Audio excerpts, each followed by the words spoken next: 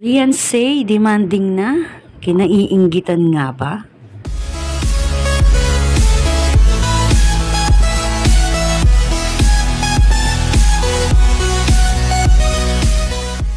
Beyonce tinawag na demanding ng mga basher. Tila lumalala ang bangayan ng mga sponsor at supporters ni Beyonce laban sa ibang supporter at basher ay lumalala ng dahil sa isyu ng pabahay kay Beyonce. Beyonce sobrang naaapektuhan ngayon sa mga nangyayari at si Beyonce tinawag pang demanding ng mga basher.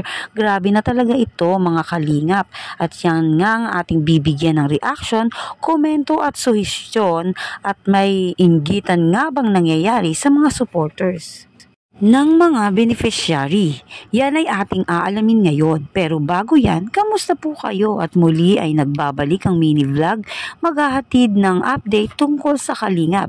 At kung bago ka pa lang sa aking channel, ay huwag ka mahihiyang mag-subscribe para laging updated kayo sa aking videos. At paunawa, tapusin po muna natin ang video bago po tayo magbigay ng sarili nating komento. Muntik na ngang maiyak itong si Beyonce sa nakaraang vlog sa kanya ni Kalingap Rab.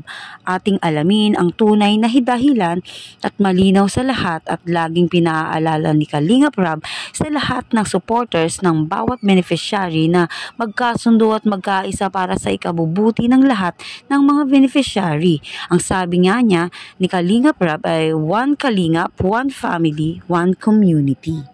Pero sa pagkakataong ito, hindi pala ito masusunod dahil may ilan pa din na hindi gusto si Beyonce ng ibang supporters ng ibang beneficiary. Kaya naman nagkaroon ng kaguluhan sa pagitan ng mga taga-supporter ni Beyonce laban sa mga basher at supporter naman ng ibang beneficiary. Ayon nga sa ating napag-alaman, may ibang love team na naiinggit dahil sa pabahay kay Beyonce dahil sobrang laki daw nito. Kaya naman natigil pansamantala ang pabahay ni Beyonce ngayon. Binabash nila si Beyonce dahil sa sobrang inggit nito mga kalingap.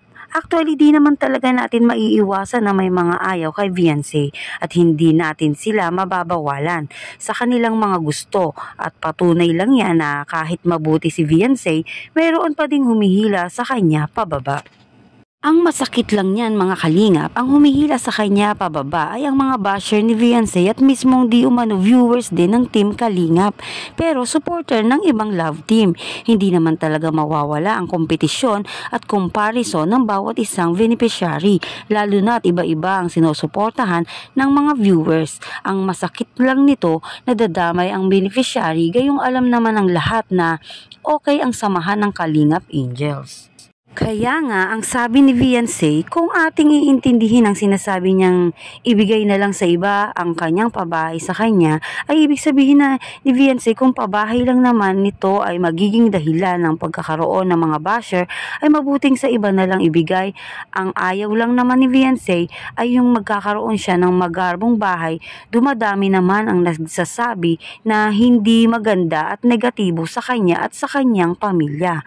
Pero hindi naman syempre papayag si Kalingap Rab dahil tatapusin ito kahit anong mangyari at walang hindi gagawin si Kalingap Rab para mapabuti at maprotektahan ang kanyang channel at ang mga beneficiary na katulad ni Beyonce. Wala naman ng problema kung hindi na lang sana nagsasalita ang mga basher, ngunit dahil umano inggit sa pabahay kay Beyonce, kaya nila nababash si Beyonce ngayon.